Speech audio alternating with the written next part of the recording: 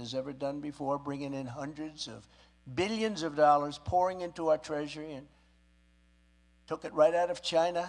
I even got the farmers and plenty of people in here, but I got the farmers $28 billion from China. Who the hell else is going to do that?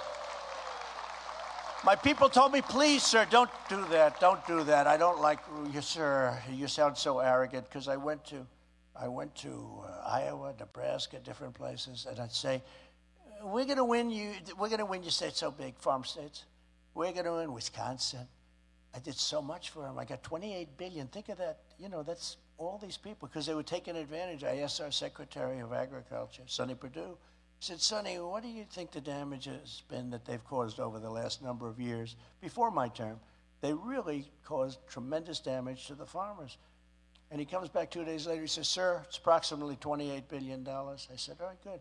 I'm going to take $28 billion. I tariffed them. I got $28 billion for the farmers. Who else would do it? By the way, who else would do that? Who else would even think of it? Can you imagine? Who else? Do you think that DeSantis or any of these people? Do you think Biden? How about Biden? He doesn't know he's alive. Biden is going to say, let's get $28 billion for the farmer. Biden doesn't even like farmers, if you want to know that. He doesn't like farmers, and he doesn't like minorities. That's true, isn't it, huh? And nobody ever says that, but it's true. He doesn't like minorities. But, you know, you take a look at that, and I'd say, well, I'm definitely winning Iowa. I'd go into Iowa, make a speech. We just got back, and it was great. And I said, I don't want to sound arrogant, but I know I'm going to win Iowa. And my people said, oh, that's so arrogant. I said, I got them $28 billion. Who the hell else is going to do it? And I say it, and everybody laughs, so we all have a good time. But it is true. I got them $28 billion. How the hell do I lose a farm state if I got you $28 billion? But Ron DeSantis opposed my China tariffs. We took in hundreds of billions of dollars. The 28 was a portion of it, and we gave that to the farmers, but we took in hundreds of billions. Not one president of our country has taken in 10 cents from China, not 10 cents. And I took in hundreds of billions of dollars. They didn't like me too much. They didn't like me too much. But very simply, Ron DeSanctimonious, and I'm not even sure I'm supposed to be wasting my time talking about him because I hear he's so far down. Could you tell me, is there anybody else I'm supposed to? Bird brain, maybe? Bird brain? Do I talk about anybody else? Because he really has. He's fallen like a wounded bird from the skies. But he sided with the communists in China, and I fought for the workers of America. He was against what we did. He was very much against what we did. And perhaps most offensive of all to the people of New Hampshire, DeSanctimonious pushed a 23% national sales tax, which means he's 100%, in my opinion, unelectable when you do that. He also, you know, the sales tax was one thing, but he also pushed very strong on doing damage, bad damage, very bad, and maybe even extinguishing a thing called Social Security.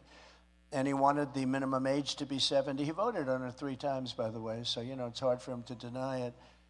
But the national sales tax would pulverize the middle class and decimate the hardworking families of this state almost more than most others. And it's never going to happen. We're never going to let that happen. One thing about a politician, when they have an idea and then they always go away from it during an election. No, I was only kidding when I said I'm going to pulverize Social Security. I was only kidding. But they always go back to it, right? They always go back to it. And they go back to their first idea. That's where they are. DeSantis also very much hurt Medicare, and he wanted to hurt it badly, but it got voted down. As your president, I proudly ended the disaster known as NAFTA, the world's worst trade deal probably ever made, and replaced it with the USMCA, that's Mexico, Canada. And it's, they say, the best trade deal ever made in the country. Actually, believe it or not, the deal I made with China is, I think, even better. They have to buy $50 billion of product, but I don't even talk about it because of COVID.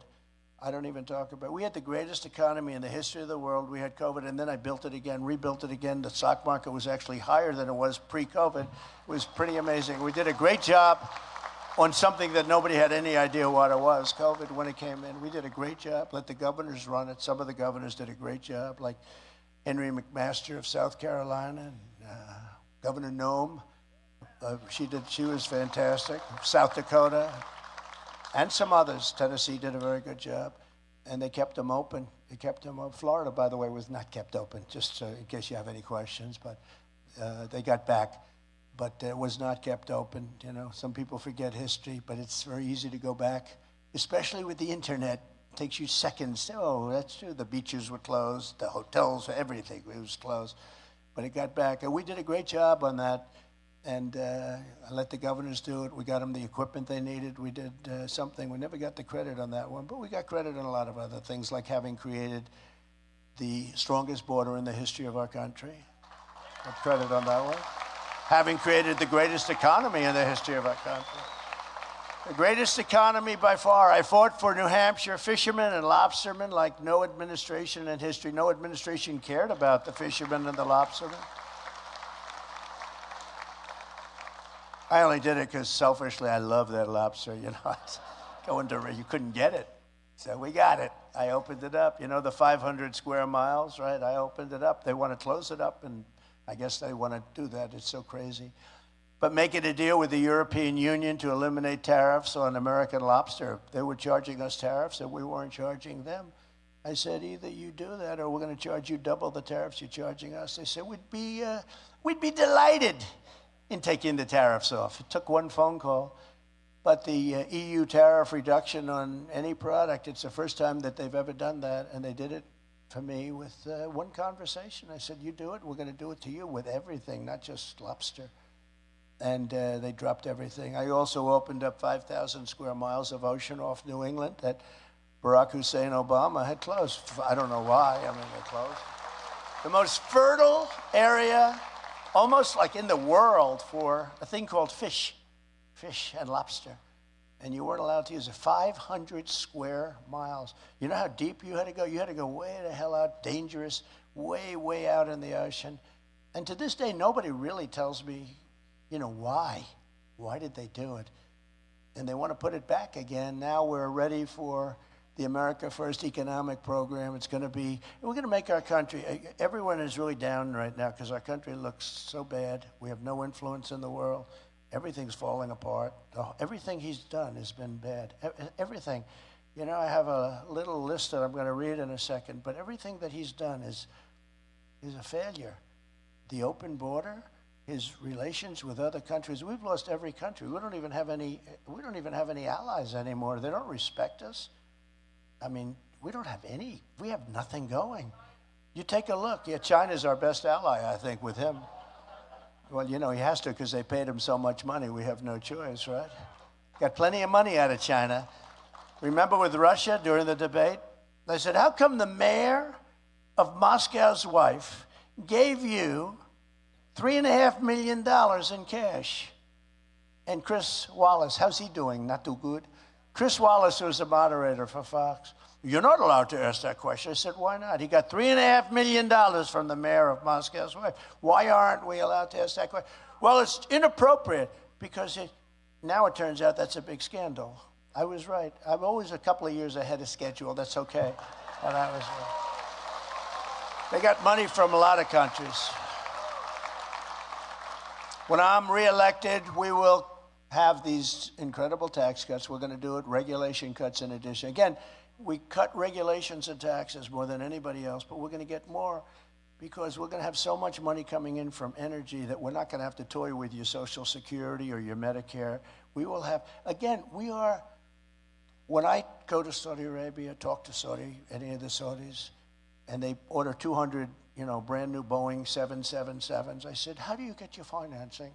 They look at me like, financing? We don't need finance. We got nothing but cash, right? We have bigger than they do. We have more than they do. We can do so well, and we don't have to terminate somebody that's worked their whole life, their Social Security, or play with their Medicare like DeSantis wants to do and all these other candidates want to do because they have no idea. They have no idea.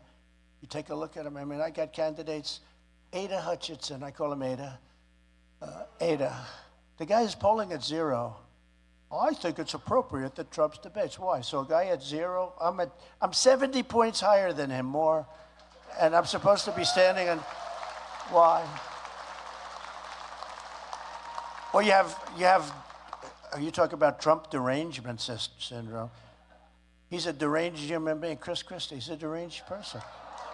He thinks, no, it's just so crazy. He stands up. They say, what do you think of our economy? Donald Trump is a horrible human being. He's horrible. It's tough when you don't give somebody a job and then they're supposed to be nice, right? But no, I never trusted him to give him a job. But he endorsed me right after our big debate. We had a big debate up here, and then he endorsed me immediately. But I just didn't choose to do that. When you don't give people jobs, or when you fire people from jobs, they tend to get, Mr. Congressman, quite vicious. And he's a deranged human being. You got a lot of problems. And you have others. You have others. But they're polling at 4, 5, 6, 0, in a few cases, 0. One guy actually has a 0 with an arrow pointing left. That means minus 0. And then they say, Trump should really debate them. So far we've done good. We've had 2 debates. I haven't participated. They got the lowest ratings in the history of debates.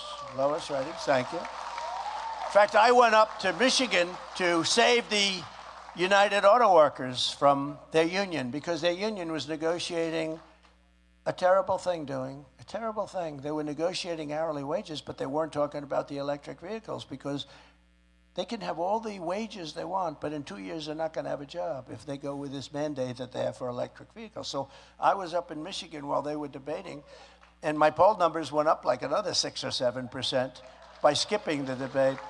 And I think that if the United Auto Workers, and if auto workers, period, but if the United Auto Workers listen to their union, unless their union changes, and they're starting to change. I went up and I explained about the fact that you would think they would know that, right? Because it's not with me a full-time job, that particular thing. It is for them. You'd think they'd know that you can't approve the electric mandates. You can't do it, all of them, because all of those cars are going to be made in China. That's where the materials are. That's where the minerals are. That's where the batteries are. That's where we have another thing here. It's called gasoline right under our feet. I call it liquid gold.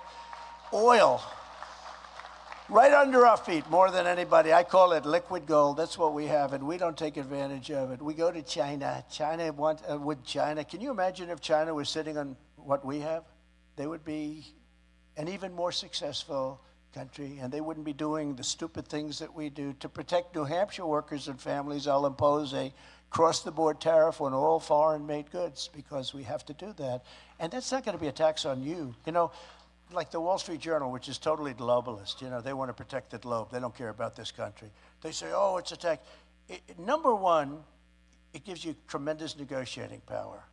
I'll give you an example. On the border, I got Mexico to pay for 28,000 soldiers. 28,000. Because I said, if you don't pay, I'm going to put a tariff on all the cars that you stole from us. They took 32% of our automaking industry over a period of decades. 32%. So I said to them, we had people coming in through this Obama group like you wouldn't believe. I said, we got to close up our borders. I want people to come into our country, but they have to come in legally, right? Now you look at what's happened. It's just so crazy. But I said very strongly, I said, no, you're going to have to give us 28,000 to protect our border. That's why we had the greatest border records in history, because of Mexico. All those people that say, Donald Trump never got money from Mexico. I got 28,000 soldiers. That's much more than anybody could get by giving us a couple of bucks to help build the wall. But there was no legal mechanism where you can do that. But I said, you got to give us 28,000. They said no.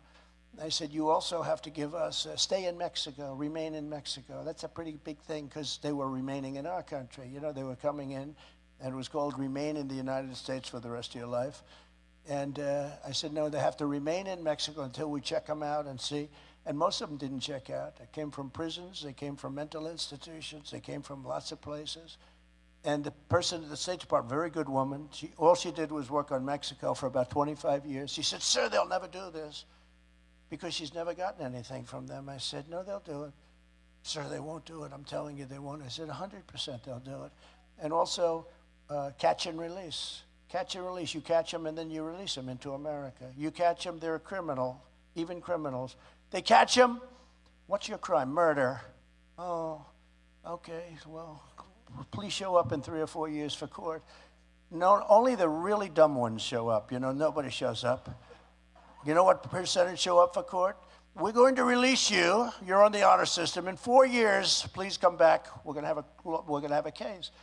and only about 1% come back. And they're the ones that you really don't want because they're not very smart. But they come back. Everyone else is just like they're all illegally in this country. We've taken in, I'll bet, 15 million people in the last short period of time. It's bigger than New York State. But so I said to Mexico, I said, you got to pay for the soldiers. I want them free of charge. No, they said, you got to be kidding. Why would we do that? You're going to do it. So they sent their top representative. I said, very nice guy, right under the president, because they knew I was not happy about people coming in from Mexico in the caravans. And they sent their top person, nice man. And he said, sir, we won't do that. I said, yes, you will. He said, no, sir, we won't. I mean, I'm telling you, we will not do it. Yes, you will, 100%. 100% you'll do it. And he said, no, we're not going to do it. I said, here's what we're telling you. In right here, I have a piece of paper, and I'm signing it.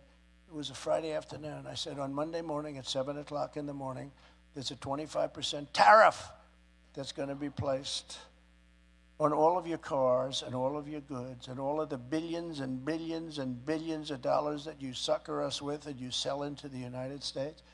And it's 25%, and that's much more than the cost of 28,000 soldiers. Remember what 28,000 soldiers, that's a lot. And these are Pancho Villa, you know, they have the bullets across the, these aren't politically correct, like our guys have to be politically correct. If you say excuse me, ma'am, you're not allowed to be here. If you say it in a bad tone, they want to put you in jail, okay? You know, they're politically correct. Our people, what they've done to our military is terrible. But I've rebuilt the entire military, but we'll get that straightened out because we have a great military potential. We have a great military. So we had the soldiers. So I said, I'm going to put a 25%, I'm going to put on all of your products, Mr. Congressman, a 25% tax, everything. And it's going to start on Monday morning. Mr. President, I'd like to make a phone call. Comes back 5 minutes later. Sir, it would be a great honor to put 28,000 soldiers free of charge on your border. This would be a great honor for us. And catch and release, you win that too. Stay in Mexico, you win that too. You win everything, sir. Please don't do that, sir. We got everything. We got everything. But we don't do that with this administration. This administration doesn't do things like that. I will also pass what we'll call the Trump Reciprocal Trade Act. If China or any other country makes us pay, you know, they charge us massive tariffs to do business in their country. This way our businesses leave your state and they go to China and they build a factory in China because they don't want to pay the tariff. But if they make us pay a 100 or 200% tariff, then we will make them pay an exactly the same reciprocal tariff of 100 to 200%. So if we're paying them, they're paying us. So one of two things are going to happen. We're going to either take a lot of money or we're going to both agree that let's forget it. We go back and there's no tax. And probably the second thing will happen more often than not. And as taxes on foreign countries go up, taxes on American workers, families, and small businesses will, because of what I did, will go down. Now, people like the Wall Street Journal, they are so mixed up. They don't know what to do. They don't like things like this because they're globalists. They want China to do well. They want other countries to do well, much more so than they want, look, Rupert Murdoch's a globalist, much more so than they want anybody. They don't want, I don't even think they want us to do well, if you want to know the truth, because I've seen too many things. But they're globalists and they want other countries to do well, so they'll fight this. But smart people in Congress and smart people in the Senate are going to approve it. I will revoke China's most favored nation trade status because, you know, they're most favored because they're a developing country. And we will impose stiff penalties on China and other trade businesses for the abuse. Just so you understand, they are a favored nation. You know why? Because they say we're a developing nation. We are a developing nation, sir. So are we. Have you seen our cities? Our cities are going to hell. Our whole country's going to hell. We're a developing nation. We're more of a developing nation than they are. They have a better school system. By the way, we're going to terminate the Department of Education, if you don't. Fast. Almost the first thing we're going to do.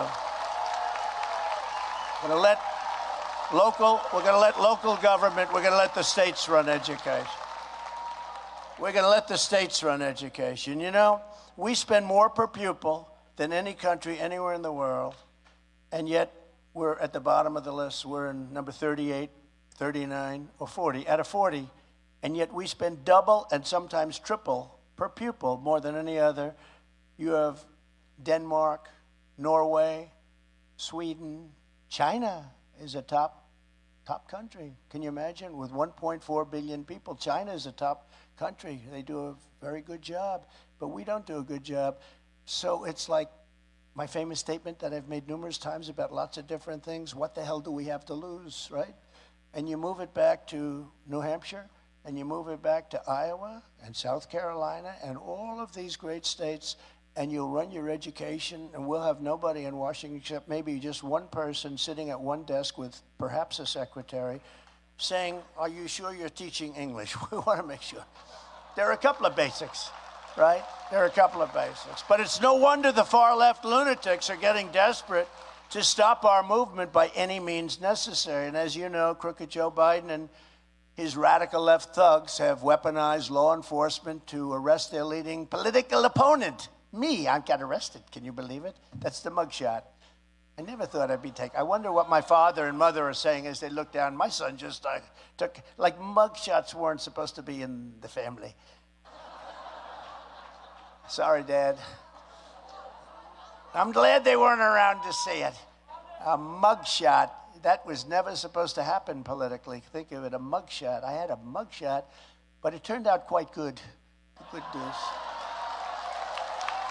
Over nothing. It's all coming out of Washington, too.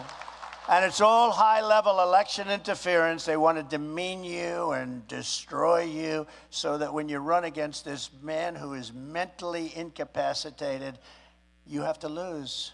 That's the only way they can win. They have to cheat. They can't win with all their policies of open borders, high taxes, high interest rates, no voter ID. No voter ID. With all their policies, they can't win. The only way they know how to win is by cheating. And this is a form of cheating. This is third world country stuff. Arrest your opponent.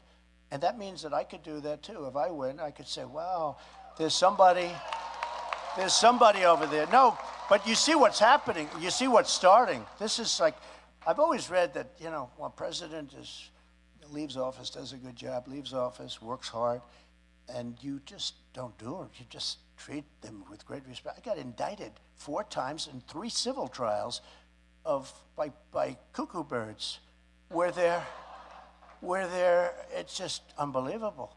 And they think if I can keep them out of New Hampshire and Iowa and South Carolina and Nevada, if we can keep them in courthouses busy as hell, they don't care until after the election. If I would have decided not to run, I wouldn't have any of this stuff. If I was in 3rd or 4th or 5th place, I wouldn't have any of this stuff because they wouldn't.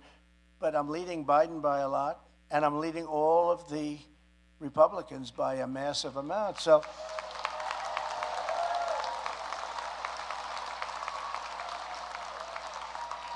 in fact, somebody said, you don't have to come to New Hampshire, sir. You're leading by 44 points. You don't have to come. I said, no way. How about if I called, I'm not going to come. No. I said, I don't have the courage to tell those great people, and there's thousands, there's a lot of people outside, you'll be happy to know. DeSantis had a thing yesterday. He had 33 people show up. We had that times about 1,000. In the Republican primary, as an example, the Survey USA poll, this is considered an A-plus poll, meaning that's how they rate them, A+, A, B, C, D. Then you got some real beauties, too. But this is an A-plus poll. A Survey USA poll has us at 65% and DeSanctimonious at 9% and sinking rapidly. He's going down. Sinking like a rock.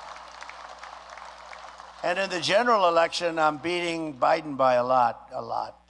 And it's interesting, a friend of mine heard I was up by 9 points or 10 points on Biden. They said, and he's not a political person, he said, how could it only be that much? But they have an automatic constituency, Mr. Senator. We know that, right? They have a constituency of various, I don't want to get into it because I don't want to hurt anybody's feelings, because I believe a lot of those constituencies are going to come our way. So I'm not going to insult anybody. But they have automatic votes that get them to like 38% without even doing it. You could be a guy like Biden, who's dumb as a rock, who doesn't know what he's doing, who's allowing horrible things to happen to our country, who's letting our country be destroyed. And he probably, maybe he doesn't even know it. I'm not sure he knows. It's the people around his desk, the fascists and the communists that deal with him. And, you know, he's perfect for them. You know, they didn't want him, and then they found out he's the perfect guy. We can't get a better guy than this because he'll do anything we tell him. The radical left Democrats rigged the presidential election of 2020, and we're not going to let them rig the presidential election of 2024. I'm not going to let it. You know, we got almost 12 million more votes the second time. I always say, well, we did much better the second time. Drives them crazy, but we did much better. I was told that we got 63 million votes. We got 63 million the first time. And I was told that we got 63. Sir, you cannot lose. Fabrizio told me, he's a great pollster. McLaughlin told me, great pollster. Sir, if you got 63, you can't lose. We got like almost 12 million more votes than that. And that's with their counting. Okay? Their counting is crooked as hell. And they say we lost, but you know the real answer, and we have so much. If we only had judges that had the courage to do what they should have done. Every time the radical left Democrats, Marxists, communists, and fascists indict me, I consider it a great badge of honor because I am being indicted for you. I am being indicted for you. It's true. It's true. I got indicted more than the great, legendary Alphonse Capone. Has anyone ever heard of Alphonse? You ever heard? You're too young to know about Al Capone. If you looked at him the wrong way, he would kill you, okay?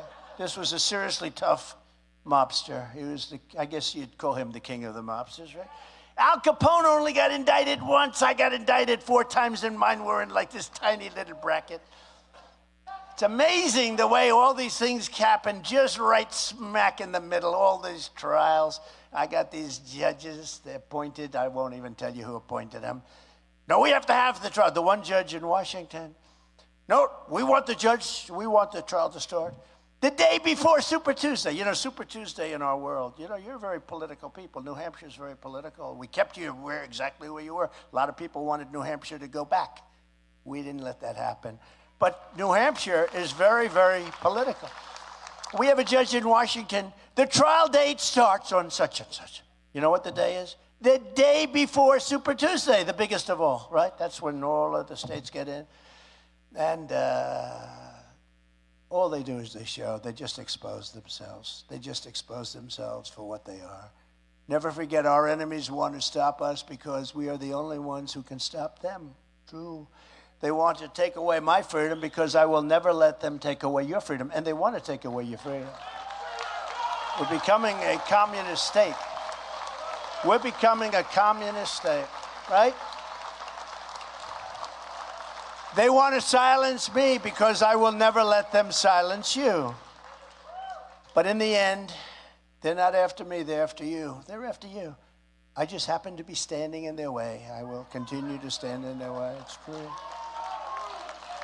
Remember when I used to say at rallies, we will never become a socialist nation. I used to say it all the time. And I was right. We've gone right to communism. That's a step. We've gone right to Marxism. We never were socialists because we skipped over socialism, Mr. Congressman. We skipped right over it. We went right to communism. Together we created the most secure border. I mean, the things that we've done are incredible. The border in U.S. history, and built over 500 miles of border wall. I told you we're going to build another 200, and they didn't want to do it. Now, I have a thing if you want. Has anybody ever heard the snake? This has to do with the border, and this has to do now with Israel because of what happened. If you want. Should I do it or not? Okay, I thought you might be in a hurry to get the hell out of here. Nobody's in a hurry, right? So this has to do with borders. It has to do with bad people coming in. Has to do with people coming in from jails and mental institutions. And now it even pertains to Israel. What happened yesterday was incredible. I mean, whoa, so many people killed. I don't know if you've been here, but the number was much bigger than they reported even this morning. It's a very big number, very, very big number. And vicious, too. Vicious, young children just slaughtered. It's terrible what's going on. So this is the snake. And people love it. And I do it if people want to hear it. Some people have heard it, some people haven't. But we'll do it, right? On her way to work one morning, down the path along the lake, a tender-hearted woman saw a poor, half-frozen snake. His pretty colored skin had been all frosted with the dew. Poor thing, she cried, I'll take you in, and I'll take care of you. I'll take care of you, right? Border people coming in. I'll take care of you. Take me in, O tender woman, take me in for heaven's sake. Take me in, O tender woman, sighed the vicious snake. She wrapped him up all cozy in a comforter of silk and laid him by her fireside with some honey and some milk. She hurried home from work that night, and as soon as she arrived, she found the pretty snake she'd taken in had been revived. Take me in, O tender woman, take me in for heaven's sake. Take me in, O tender woman, cried the vicious snake. She clutched him to her bosom.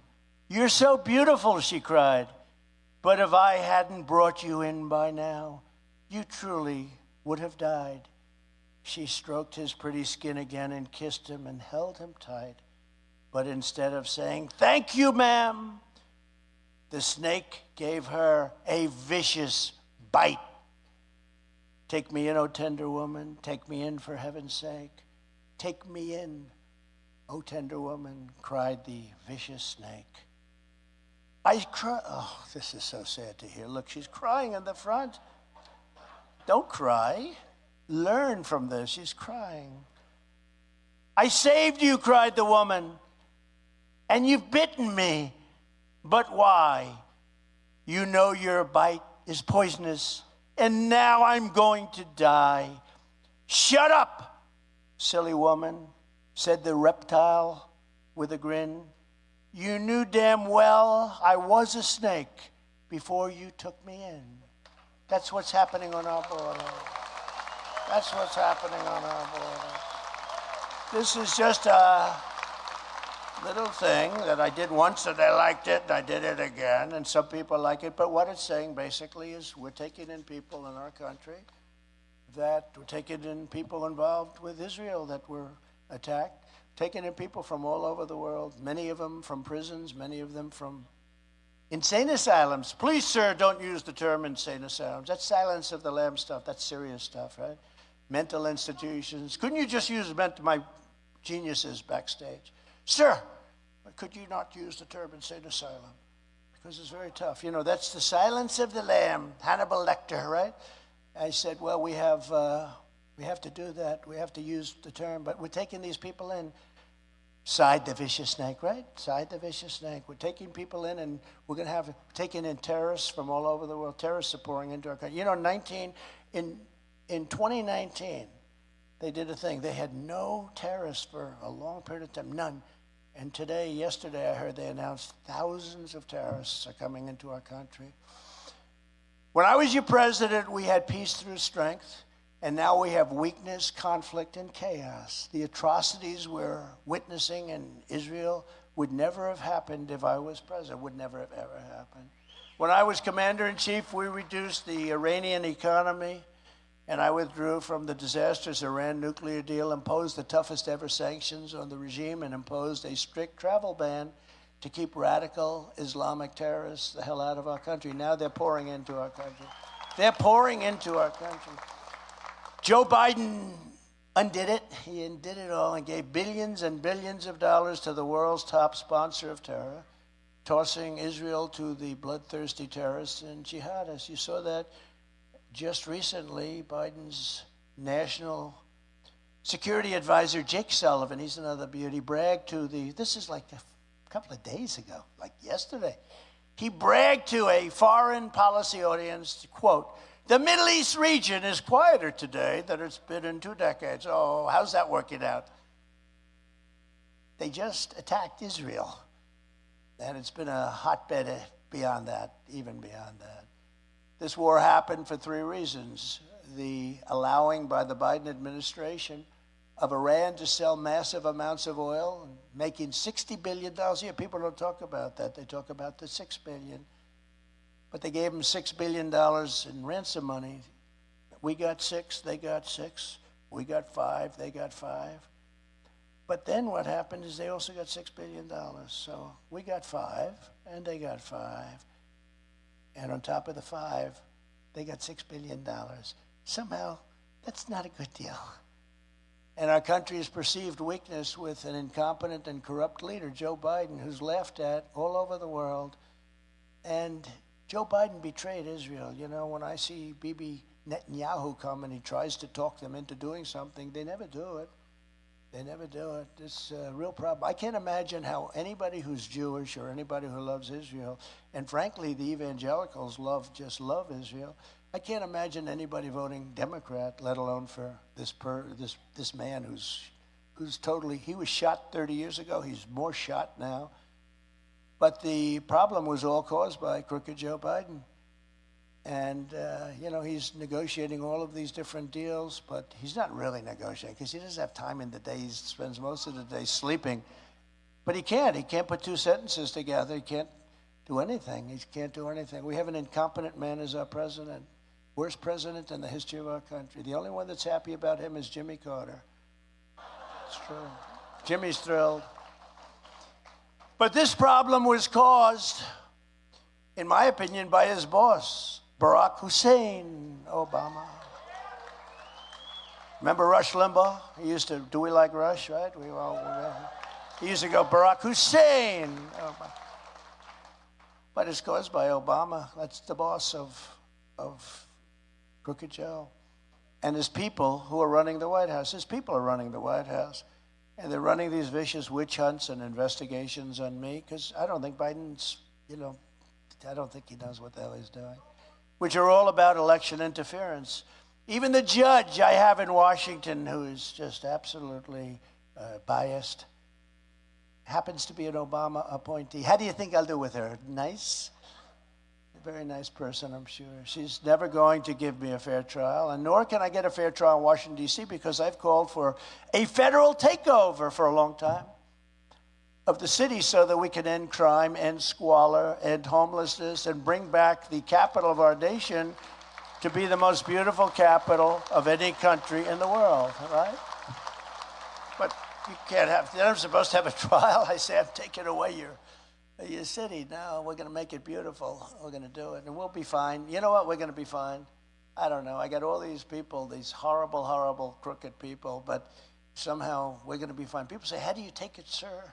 I say, whatever, but we're going to be fine because that's the way it works out. People get it. You know, the public understands it so well. That's why I'm the only man ever indicted who went up in the polls very substantially. Sure. Everybody gets indicted, ladies and gentlemen. I will be leaving off. No, I'm the only man that's ever been indicted who went up. I think, would you check that when we get back to Washington, please? I'm pretty sure.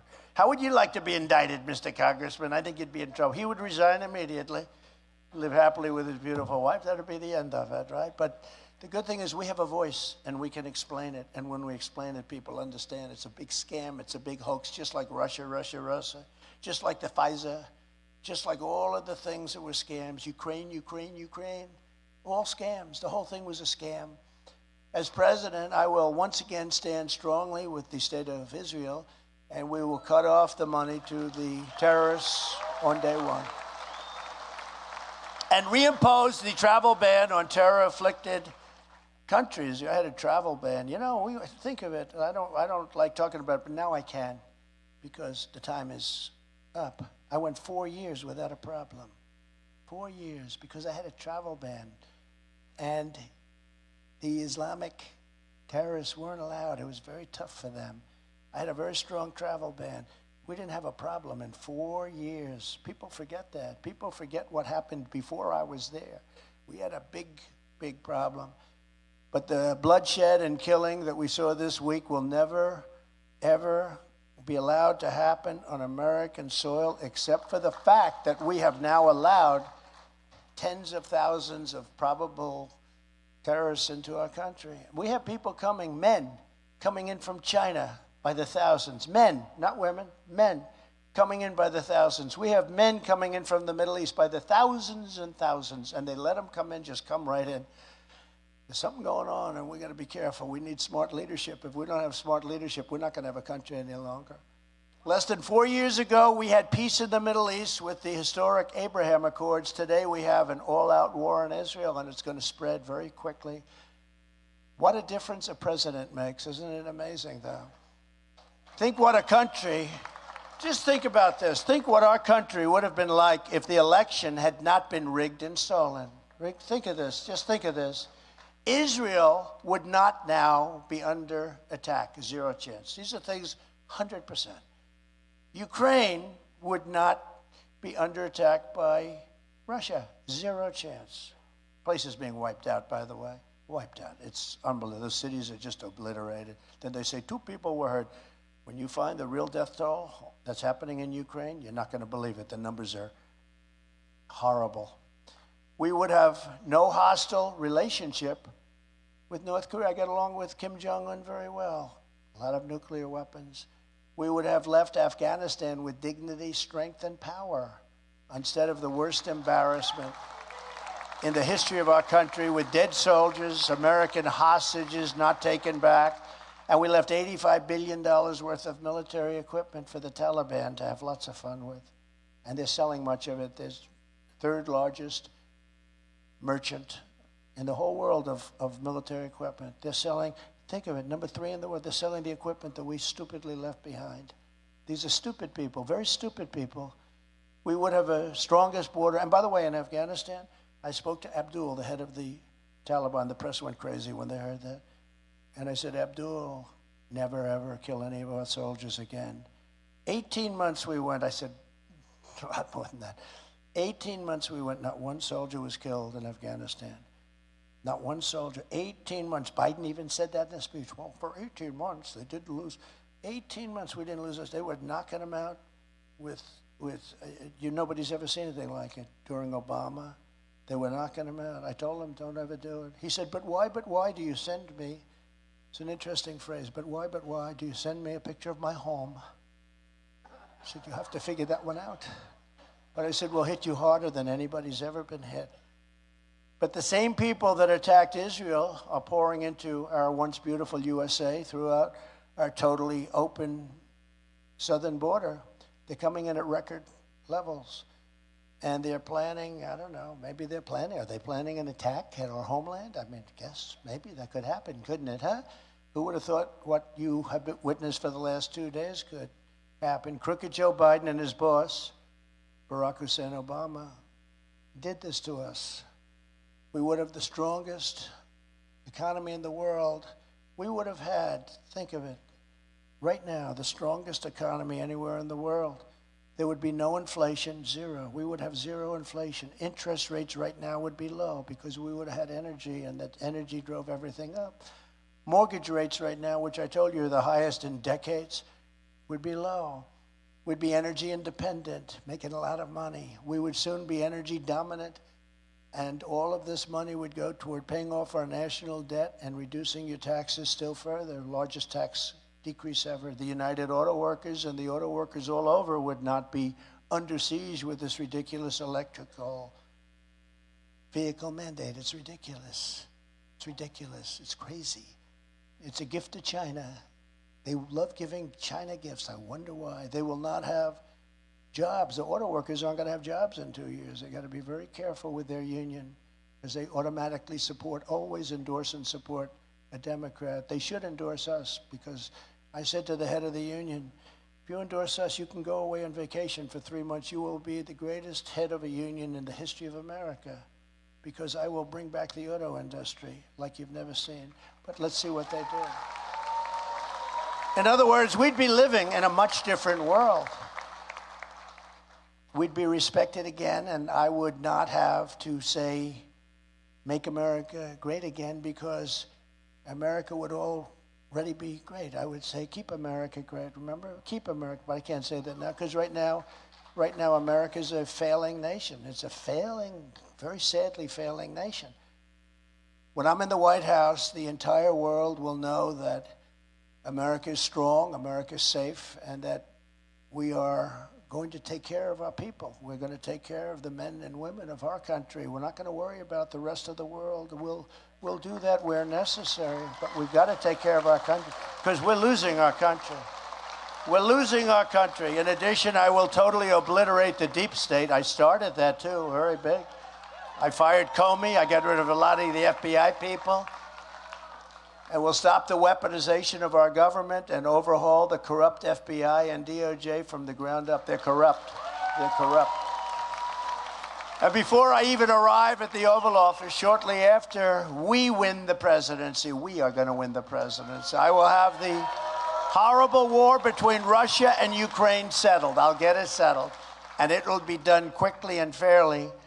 And I'm the only candidate who can make this promise. I will do something that nobody else can say. Remember when I was running against crooked Hillary, beautiful Hillary, I was running against her. She said, he will start a war because of his personality. No, my personality is what kept us out. We had no wars. We beat ISIS and came home. We came home from Syria. We came home from Iraq. It was just the opposite. It's called dealing from strength.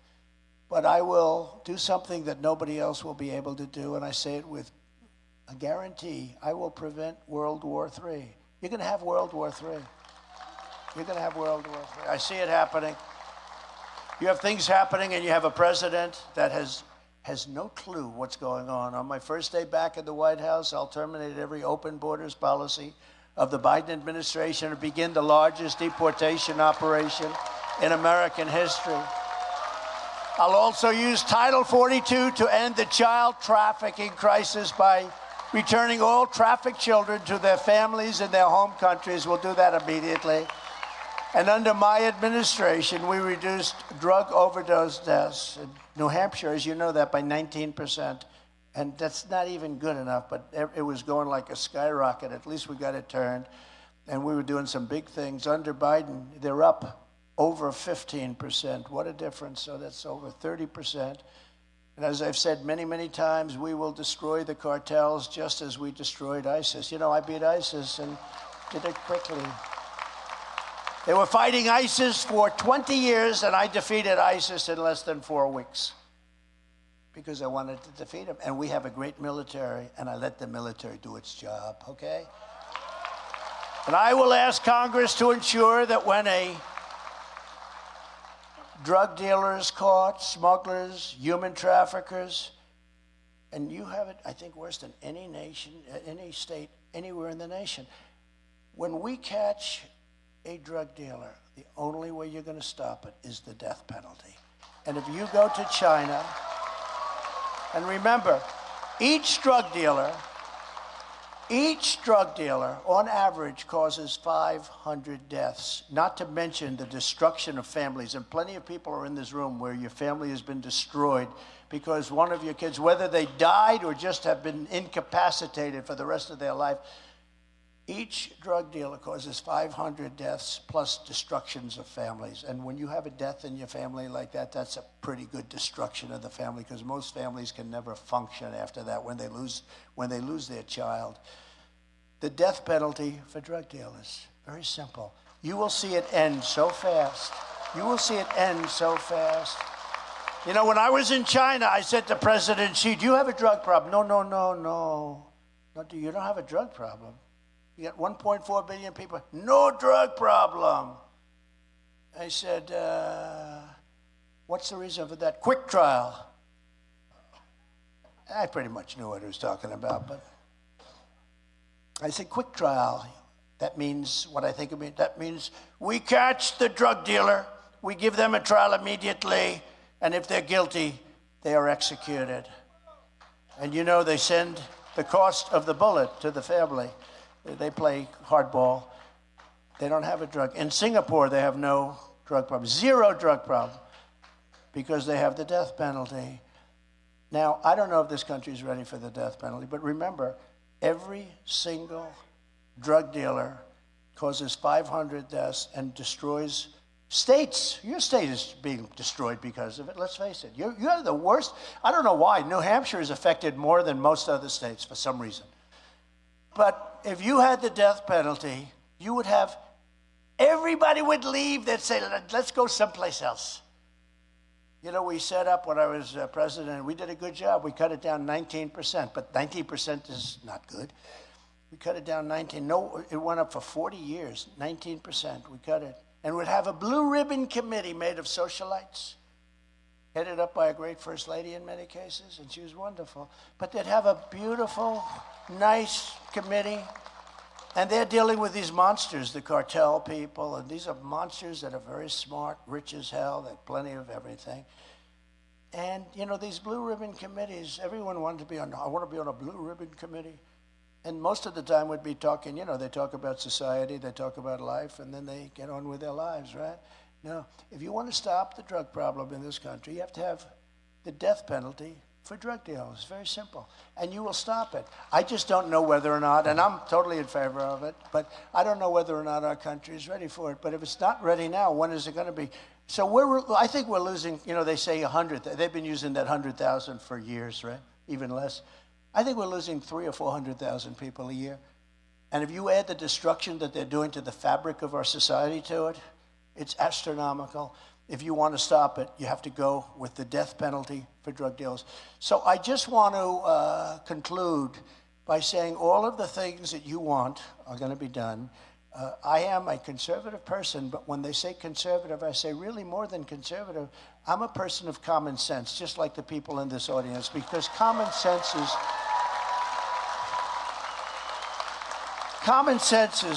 is so important.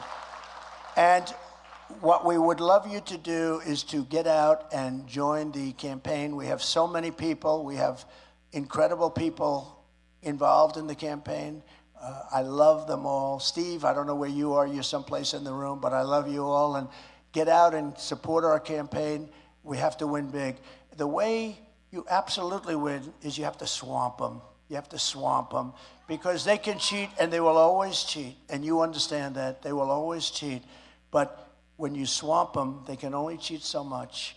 And that's what we have to do. We have to have numbers like bigger than we had in 2020, which were record-setting. You know, it was the most votes ever gotten by a city president. And yet they did terrible, terrible things. Terrible things. It was terrible for our country, and the world knows it, and most people know. When you look at polls, most people know it. They get it. And we just can't let it happen again. So I know that with you at my side, we're going to go and have a tremendous success. It's going to be a success like no other. I think it'll be the biggest event in political history, actually. I think it'll be bigger than 2016. And we're going to do a great job. And I just appreciate New Hampshire. So many friends up here and so many friends in the room. And we love you very much. Thank you. God bless you all. Thank you very much.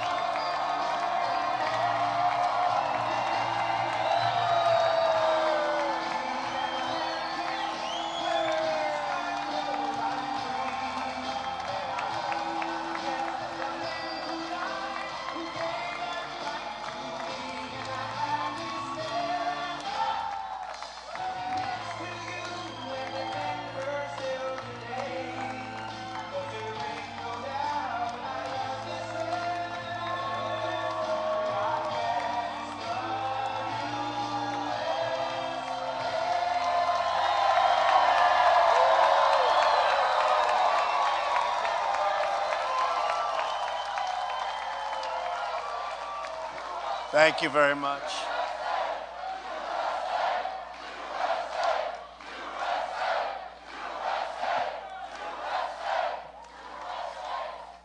Well, I want to thank everybody very much. This is great, and it's great to be with you. It's great to be with you, and it's really been something very special, this whole endeavor. You know what we've all been through, and our country's been through a lot, and even today, there's no teleprompter working. It's just nice. This has happened oftentimes. Now, if this happens to Biden, it's big trouble. If it happens to me, we get through it, right? We just get through it.